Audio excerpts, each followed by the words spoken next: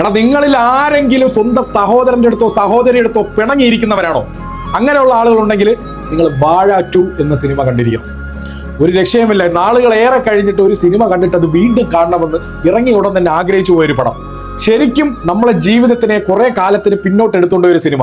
നമ്മുടെ പഴയ കാലഘട്ടത്തിൽ എന്തൊക്കെ ചെയ്തിട്ടുണ്ടോ അതൊക്കെ അങ്ങനെ അതേപടി വരച്ചു വെച്ചൊരു സിനിമ. അത് എന്നെ പോലുള്ള ആളുകൾക്ക് ചിലപ്പോൾ ഫീൽ ചെയ്യാൻ പറ്റും. ഇതിലേറ്റവും സന്തോഷമുള്ള കാര്യം എന്ന് പറഞ്ഞാൽ കുറെ ചെറുക്കന്മാർ വർഷങ്ങളായിട്ട് വീഡിയോ എടുത്ത് കളഞ്ഞ് ആൾക്കാർ പറഞ്ഞ് കളിയാക്കിയവന്മാരുടെ ഒരു അച്ചീവ്മെന്റ് ആണ് ഈ സിനിമ.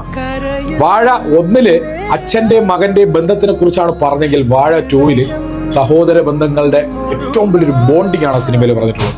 ആഷിറാൻ ടീം, അമീനാൻ ടീം, അതുപോലുള്ള ആ സിനിമയിൽ വന്ന എല്ലാ താരങ്ങളും എല്ലാം ഒന്നിനൊന്ന് മിച്ചം. കുറവ് പറയാനായിട്ടൊരു സിംഗിൾ പീസ് പോലും പടത്തിലില്ല. അതിൽ വന്ന വലിയ 2 മെസ്സേജുകൾ. അൽഫോൺസ് പുത്രന്റെ ഹെവി കംബാക്ക് ആണ്. അയാൾ കുറച്ച് സമയം സിനിമയിലുണ്ടെങ്കിൽ ഒരുപാട് കാര്യങ്ങളാണ് സീനിൽ പറഞ്ഞത്. നമ്മൾ പല മാതാപിതാക്കളും പല അധ്യാപകരും അറിയേണ്ട ഒരുപാട് കാര്യങ്ങൾ അതിൽ പറയുന്നുണ്ട്. നിങ്ങളുടെ സഹോദരനോടോ സഹോദരിയോടോ നിങ്ങൾ വർഷങ്ങളായിട്ട് പിണങ്ങിയിരിക്കുകയും മിണ്ടാതിരിക്കുകയും ചെയ്യുന്നെങ്കിൽ ഒരിക്കലും നിങ്ങൾ ചെയ്യരുത്. നിങ്ങൾ ആ സിനിമ കണ്ടാലും ശരി കണ്ടില്ലെങ്കിലും ശരി, നിങ്ങൾ ഇന്ന് തന്നെ അവരെ ഒന്ന് വിളിക്കുക.